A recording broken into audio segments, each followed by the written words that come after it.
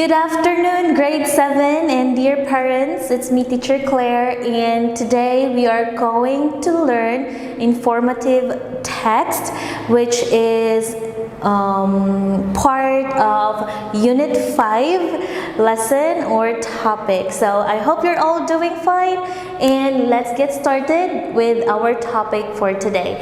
So today, as I mentioned, we are going to learn informative text. Okay, what is an informative text? It educates the reader about a specific topic. So information, what is an information or informative?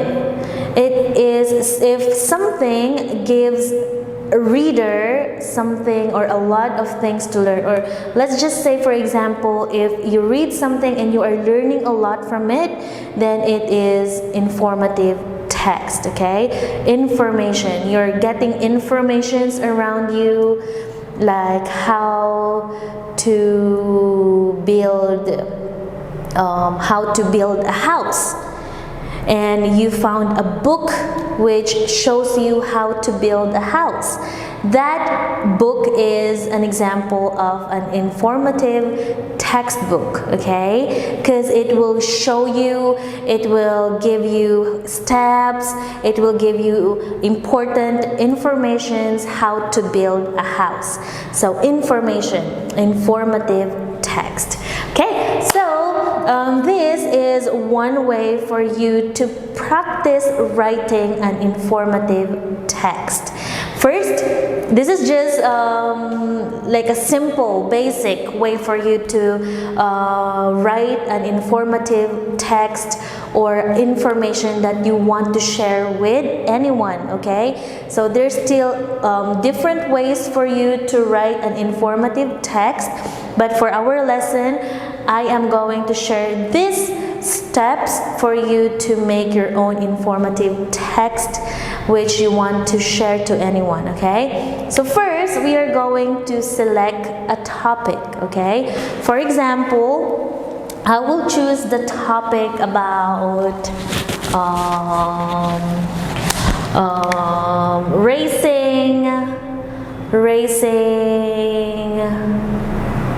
raising a chicken. Or no, not raising a chicken. What topic would you want us to discuss? Let's think of how to paint, okay? So for example, we are going to learn how to paint using watercolor. Okay, so this is the topic, okay? This is the topic, how to paint using watercolor. So how this question is asking for us steps, procedures on how to paint using watercolor. So this is the topic. Next, gather information. So based from the topic, we are going to use the internet, books, we can ask people, what else?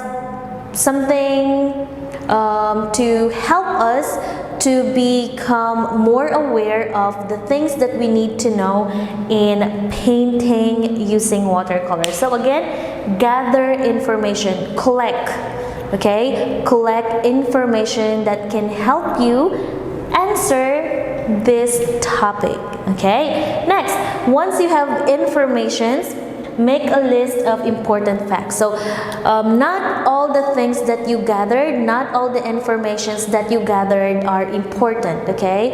That's why you have to make a list of the things which you think are important.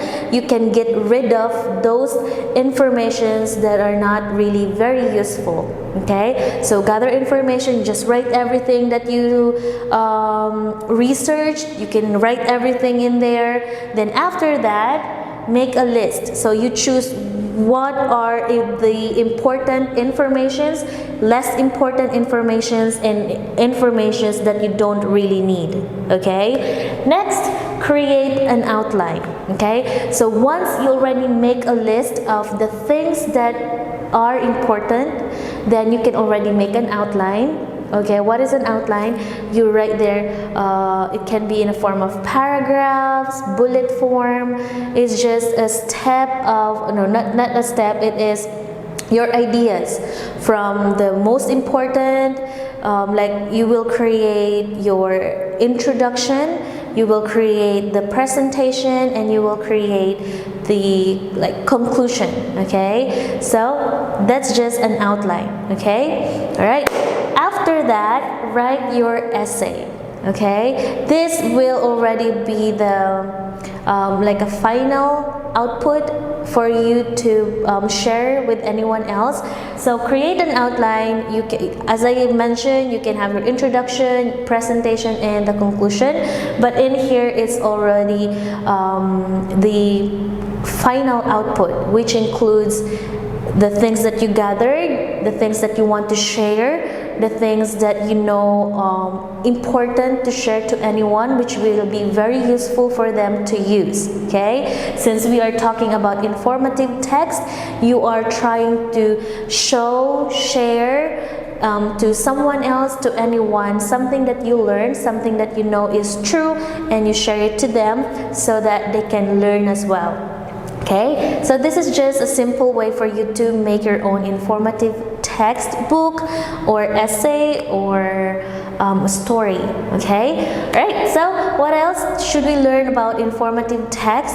Informative texts are used in magazines, textbooks, manuals, flyers, brochures. Okay, all right. So informative text, why do we say that we can use are used in magazines? In magazines, you can see a lot of real and important informations, like for example, how to cook. Like in magazines, sometimes we have a part wherein they teach you how to cook something.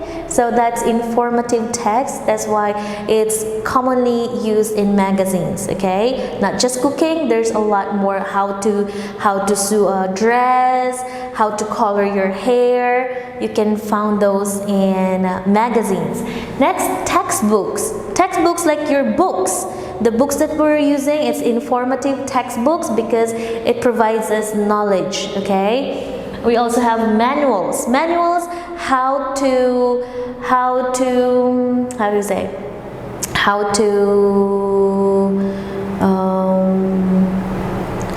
mix colors, or how to prepare salad, how to cook spaghetti. Okay, so manuals. Or also, for example, if you bought a new computer set, a personal computer, then it will show you the step-by-step ways on how you will build it. Okay, you have to plug or connect the wires, connect the mouse, connect the monitor, connect the keyboards. Manuals. Okay, or if mommy and daddy just bought a new refrigerator or washing machine, then they need this manual, which will give them instructions, will provide them instructions how or what they need to do for the first time, because there are some things that you need to switch on, there's something that you need to plug, to connect, and so on and so forth. Manuals. Flyers.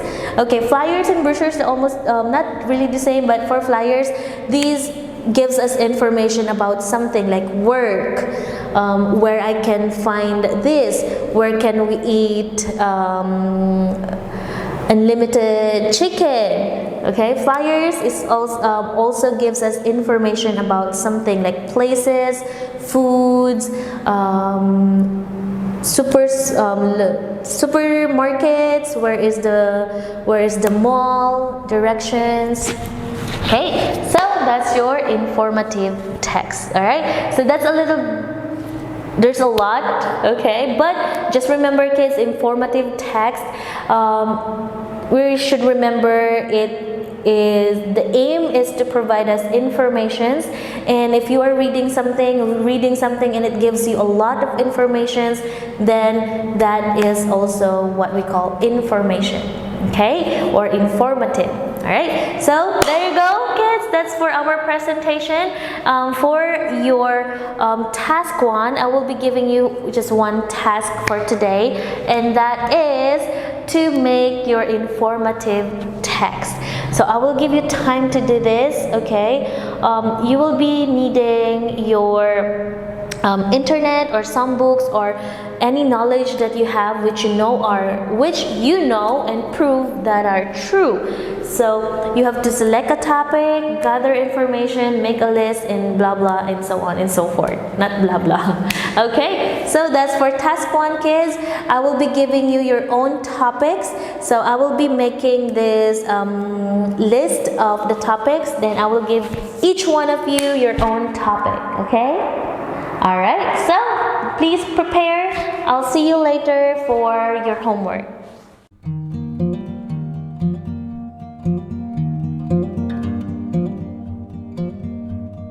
Okay, everyone, let's continue with your informative text lesson. So I want to include the difference, or when do we know if it's an informative text and if it is not an informative text anymore. So what is informative text and what is not?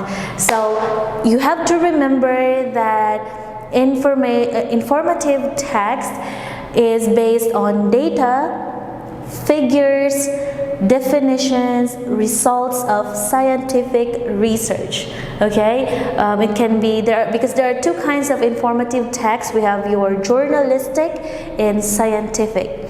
So these are from the results of studies, researches that people tried to give us real information, real results from these researches. Okay, now if this text becomes based on criticism and personal opinion, then it will no longer be called as informative text. Okay, so if you are going to write something and you would say, in my opinion, apples are not good for the health.